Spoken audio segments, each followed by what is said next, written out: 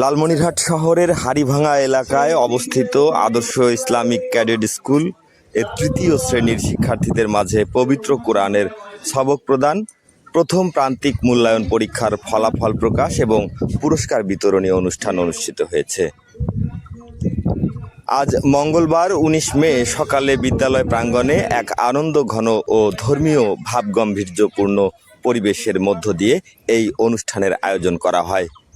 অনুষ্ঠানে প্রধান অতিথি হিসেবে উপস্থিত ছিলেন কবি শেখ ফজলুল করিম বালিকা উচ্চ বিদ্যালয়ের সিনিয়র সহকারী মৌলভী শিক্ষক মাওলানা মোহাম্মদ আলতাফ হোসেন।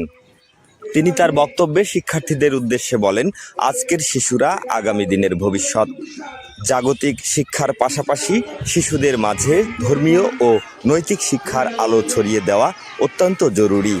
কমলমতি শিক্ষার্থীদের মাঝে পবিত্র কোরআনের সবক প্রদানের এই মহতি উদ্যোগ সত্যি প্রশংসা। অনুষ্ঠানে বিশেষ অতিথি হিসেবে উপস্থিত ছিলেন লালমনিরহাট আহসানিয়া মিশনের সভাপতি মাওলানা আব্দুল জলিল মুন্সি। তিনি শিক্ষার্থীদের উদ্দেশ্যে দিক নির্দেশনামূলক বক্তব্য দেন এবং কৃতি শিক্ষার্থীদের অভিনন্দন জানান। অনুষ্ঠানের শেষ পর্বে বিদ্যালয়ের প্রথম প্রান্তিক মূল্যায়ন পরীক্ষার ফলাফল প্রকাশ করা হয়।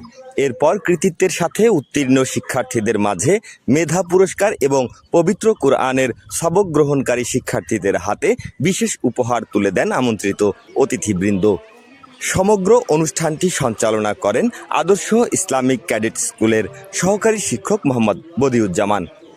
বিদ্যালয়ের প্রতিষ্ঠাতা পরিচালক ও অধ্যক্ষ এম এরশাদুল হক সাফল্যের সাথে বিদ্যালয়টি পরিচালনা করতে পেরে সন্তোষ প্রকাশ করেন।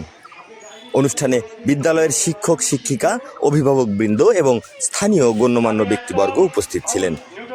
বক্তারা বিদ্যালয়ের এমন শিক্ষাবান্ধব উদ্যোগের ভূয়সী প্রশংসা করেন এবং প্রতিষ্ঠানের উত্তরোত্তর সাফল্য কামনা করেন।